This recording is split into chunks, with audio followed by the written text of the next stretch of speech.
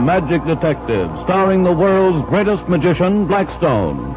He tells you the inside story of The Ghost That Wasn't. And right after the story, Blackstone will explain tricks that you yourself can perform. Reveal the guarded secrets of the world's greatest living magician.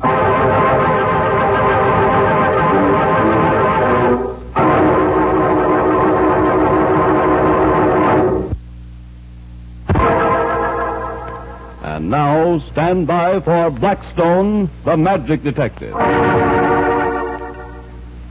Well, Rhoda, I thought you weren't going to get here. Me? I'm never late. Then you're the only girl in the world who isn't. I'm exceptional. I am. But your boss is late. Where's he? Sorry to be held up, but even magicians get caught in traffic jams. Well, it's only a couple of minutes. A couple of minutes? You shouldn't say that. Remember, Rhoda? Oh, I certainly do. Hey, this sounds like double talk. Remember what? I guess we've never told you the story of what 2 minutes meant to Mortimer Weldon. It meant a great deal to him. His life. If it hadn't been for those 2 minutes, we might still believe in his grandfather's ghost. Okay. What's the story? Well, it all started out of the old mansion that was owned by Mortimer Weldon. It was a funny old place with turrets and cupolas and great winding stairways. Rhoda and I got there about 9 o'clock on a dark, windy evening.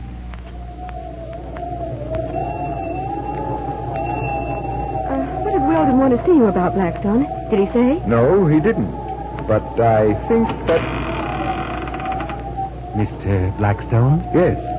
Good evening. You're... Mortimer Weldon. Won't you come in? Thank you. Well, this is an interesting place you have here, Mr. Weldon. Yes. I've always liked it. Until recently.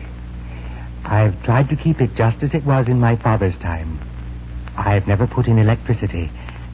Won't you come into my study? Certainly. I'll go ahead, if I may, with the candle. Yes, do. Gosh, Blackstone, it's kind of spooky. Won't you sit down? It's funny you said that, Miss... Oh, I am sorry. Mr. Weldon, my assistant, Rhoda Brent. How do you do? How to do? Funny I said what? About this place being spooky. It is, you know. It's haunted. Oh, wonderful. I've always wanted to meet a ghost. Mr. Weldon, you can't be serious. Oh, but I am. Oh, I know it sounds fantastic, but... Well, I want to give you the whole story, if I may. Please. But no one has ever shown me a haunted house or a ghost that I couldn't explain. That's why I called you, Mr. Blackstone. Oh? I wondered if perhaps you couldn't... Explain your ghost? Well, I'll try. Tell me all about it. We've always known that the house was supposed to be haunted, especially the tower. But none of us ever gave much thought to it. It was just a nice family tradition until last week. Well, what happened last week? I was having a house party for my brother Clarence. We started talking about the ghost. And Clarence was dared to spend the night in the tower room. Don't tell me he saw the ghost, Mr. Weldon. We will never know. The next time we saw Clarence, he was dead. What happened? Late that night, after all of us had been asleep for hours, I was awakened by a scream, as were my guests. It seemed to come from the tower room. Your brother, Clarence? Was found lying in the courtyard with his neck broken. The door to the tower room was locked from the inside. Well, Mr. Weldon, what do you want me to do? I want you to see if you can find an explanation for all this. May I see the room? I'm afraid you won't find anything there. It's been searched again and again. Nevertheless, I would like to see it. Very well. I'll lead the way.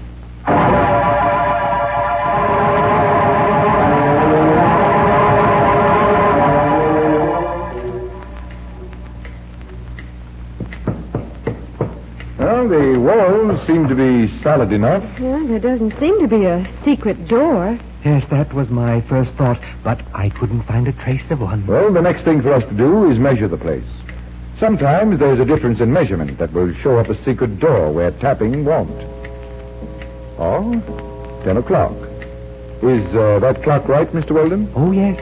It has always kept excellent time. So many of those old grandfather clocks do. This is a very beautiful example. Yes, I've always been very fond of it. Yes, it's the right time to the second, according to my watch. Shall we go down and get a yardstick? We want to get on with this very unpleasant business. I've got a tape in the car. I'll get it. Oh, I ought to go with him. These old corridors are tricky sometimes. He may get lost. Coming, Miss Brent? No, thanks. I'll wait here and see if the ghost will come out and talk to me.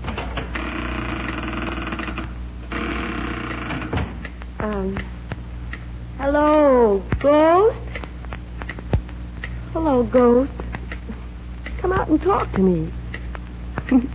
I sound like an idiot. Oh, you know, Rhoda, my girl, if you weren't known from coast to coast as the very spirit of bravery, I'd say you were a teeny, tiny, weensy bit scared. Oh, and I keep hearing things.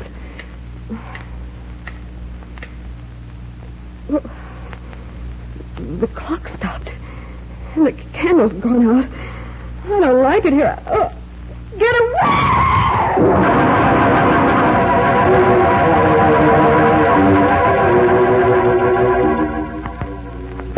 Rhoda! Open the door! What's the matter, Blackstone? I heard a scream, Rhoda's voice, and now the door is locked. Why did you leave her alone? I went after you to see that you didn't get lost. Open the door. Very well.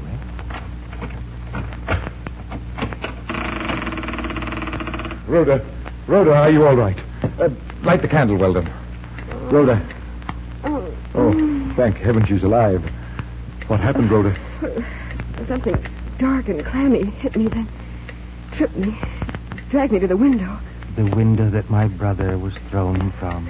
It was the ghost, Blackstone. I swear it was. Where were you standing, Rhoda, when you were grabbed? Over there, right near the clock. That's funny. According to my watch, that clock is 2 minutes slow. And yet the last time we checked it, it was exactly right. Blackstone, just before the ghost grabbed me, the clock stopped. I remember it. You're sure? Perfectly. I could swear to it. Mr. Weldon, you and I have a little trip to make to the police. Blackstone, have you lost your mind? I'm afraid not. The police will want to ask you a few questions about your brother's death.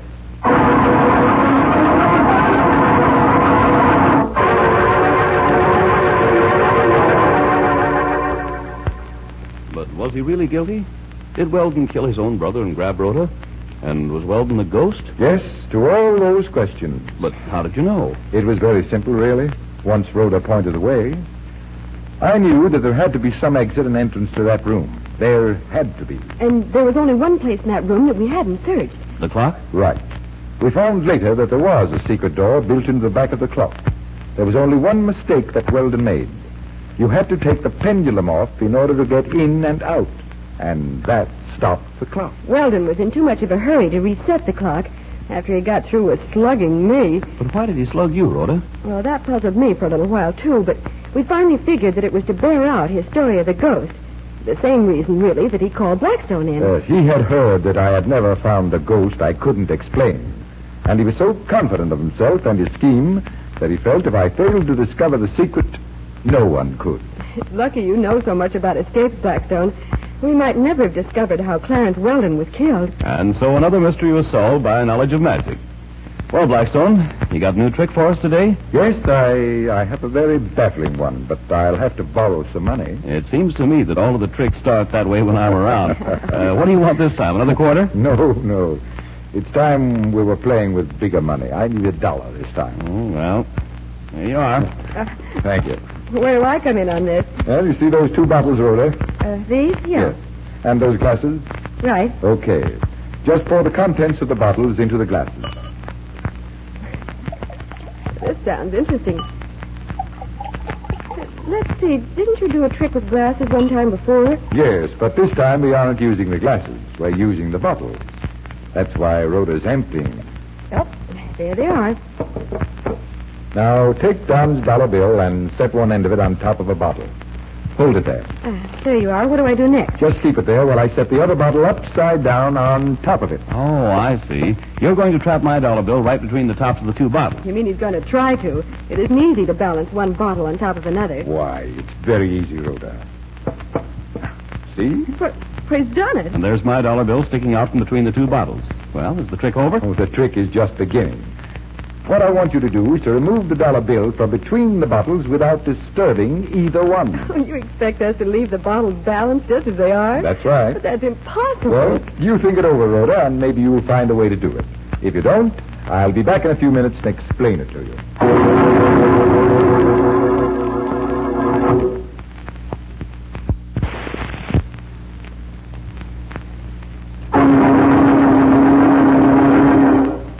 Well, Rhoda, how are you making out with the bottle trick? Well, I've upset the top bottle 3 times already. At least I've learned how to put it back. Well, that's a move in the right direction. I've got them balanced for you with a dollar bill between them. Now you show me. All right, here we go. But first, Rhoda, how did you try to remove the dollar bill? Why, I just grabbed the long end and tried to pull it out from between the bottles. But the top bottle always came with it. Yes, that was the trouble. No. The trouble was that you didn't use the right system. Now, watch carefully and I'll show you. First, you take the long end of the dollar bill and draw it tightly but carefully. Without trying to pull it from between the bottles? That's right. Just hold it extended with one hand. And then what? Raise the other hand above the dollar bill and hold the hand sideways like this. I see. Well, now what? I'm going to drive my hand straight downward when I say 3. So you'll strike the center of the dollar bill, huh? Correct. Now watch. 1, 2, and 3. Why, you snapped the bill right from between the bottles. The bottles are standing exactly the way Rhoda fixed them. The top bottle didn't even move. And that's how the trick is done. Just draw the dollar bill tight, hit it in the middle, and out it comes. I hope, ladies and gentlemen, you enjoyed that trick. And now, until next week, this is Blackstone wishing you good magic and goodbye.